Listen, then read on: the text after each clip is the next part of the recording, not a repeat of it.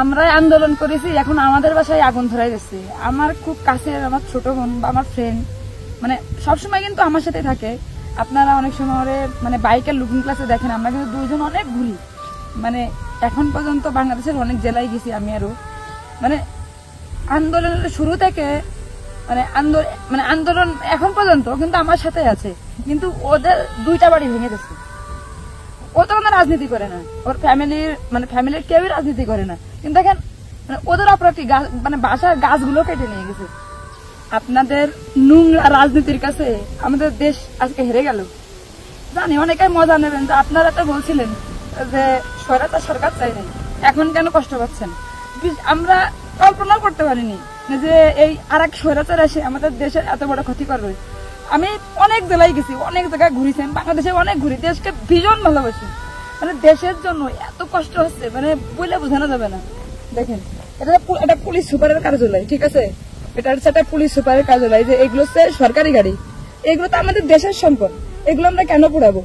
অনেকেই বলতেছে যে অনেকদিন ধরে হচ্ছে তারা অত্যাচার করেছে, এখন প্রতিশোধ নিচ্ছে। কিন্তু সরকারি ভবন পোড়ায় কিসের প্রতিশোধ, সরকারি রাষ্ট্রীয় সম্পদ পোড়ায় কিসের প্রতিশোধ। আমরা বলেন এই সরকারের মানে এটা তো আমাদের সম্পদ, আমাদের সম্পদ যদি আমরা পোড়ায় যদি আমরা প্রতিশোধ নিই, আমরা এরকম স্বাধীনতা চাই না। বিশ্বাস করেন ভাই, অনুরোধ করতেছি, দেশের ক্ষতি করেন না, এটা আমাদের দেশ, ঠিক আছে। আপনারা ঠিক আছে আপনারা যা করেন, দেশের সম্পদ নষ্ট করেন না, এটা আমাদের দেশ।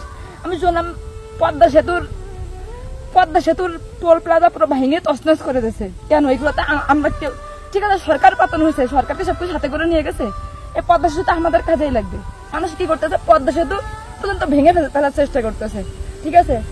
গতকালকে যশোরের আইটি পার্ক আপনারা সবাই চেনেন, আইটি পার্ক পর্যন্ত ভাঙার জন্য মনে করেন অনেক লোকজন আসছে, কিন্তু কারা আসছে এগুলো কিন্তু আমরা চিনে রাখতেছি, ঠিক আছে। মানে যারা দেশের ক্ষতি করতেছে এরা দেশের শত্রু। আপনারা যদি দেশকে ভালোবাসতেন তাহলে কখনো মানে দেশের সম্পদ এভাবে নষ্ট করতে পারতেন না। মানে দেশকে ভালোবাসি বলেই কিন্তু দেশে এত ঘুরি, মানে সবকিছু উপভোগ করার চেষ্টা করি, কিন্তু সব ধুলোর সাথে মিশে যাচ্ছে, সব শেষ হয়ে যাচ্ছে, ঠিক আছে। মানে মানে কত যে ক্ষতি হচ্ছে দেশের, মানে হয়তো আপনারা অনেকে জানেন না। আর বর্তমান তো সেভাবে নিউজ করা হচ্ছে না, যেন আপনারা দেশের খোঁজ খবর জানেন না। দেশ পুরো সবকিছু শেষ করে দেওয়া হচ্ছে পুরাই। মানে এরকম স্বাধীনতা আমরা চাইনি, আমরা দেশকে ভালোবাসি। আর যারা আপনারা এগুলো করতেছেন আমি জানি আপনাদের একটা ইট কেনার ক্ষমতাও নেই, ঠিক আছে। মানে এমনকি মানে আমার কাছের মানুষ, মানে যারা আমার ফ্যামিলি মেম্বার, তাদের বাসা পুরাই দেওয়া হচ্ছে। তারা কিন্তু কোনো রাজনৈতিক দলের সাথে জড়িত না, তারা কোনো রাজনীতি করে না। বিনা কারণে এত বাড়ি কেন বাড়ছে আপনাদের, মানে বাড়ির তো একটা লিমিট থাকে। মানে এটা কোন ধরনের বাড়ি, মানে কারোর কোনো মানে কেউ কারো মানতেছে না। ব্যবহার মানে চাচরণ এমন একটা অবস্থা, মানে সবাই নেতা, মানে মনে হচ্ছে কি দেশ তাদের হয়ে গেছে।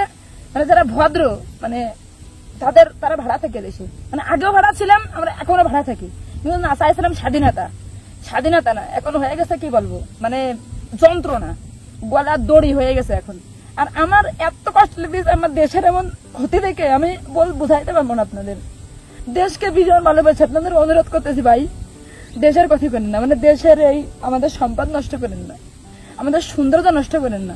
এইগুলো আবার নতুন করে ঠিক করতে আমাদের অনেক কষ্ট হবে, ঠিক আছে। আমাদের দেশটা ধ্বংস করে দিয়ে না। আমি জানি আপনার একটা ইট কেনার ক্ষমতা নেই, আপনার একটা ইট কেনার ক্ষমতা নেই, কিন্তু আপনি মানে যার একটা ইট কেনার ক্ষমতা নেই সে বড় বড় বাসভবন পড়াই দিচ্ছেন।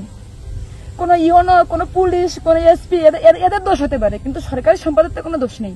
আপনি সরকারি সম্পদ পড়াই ফেলাবেন, প্লিজ ভাই এগুলো করেন না। গরিব মানুষ, যার ছেলে মেয়ে কেউ নেই, তার বাড়ি ভেঙেও তার বাড়ি থেকে তাড়াই দেওয়া হচ্ছে। ওইগুলো কি জানি না, এই দেশ কখনো মানে আমাদের ক্ষমা করবে কিনা, তবে দেশের কাছে ক্ষমা চেয়ে নিচ্ছি যে আমাদের ক্ষমা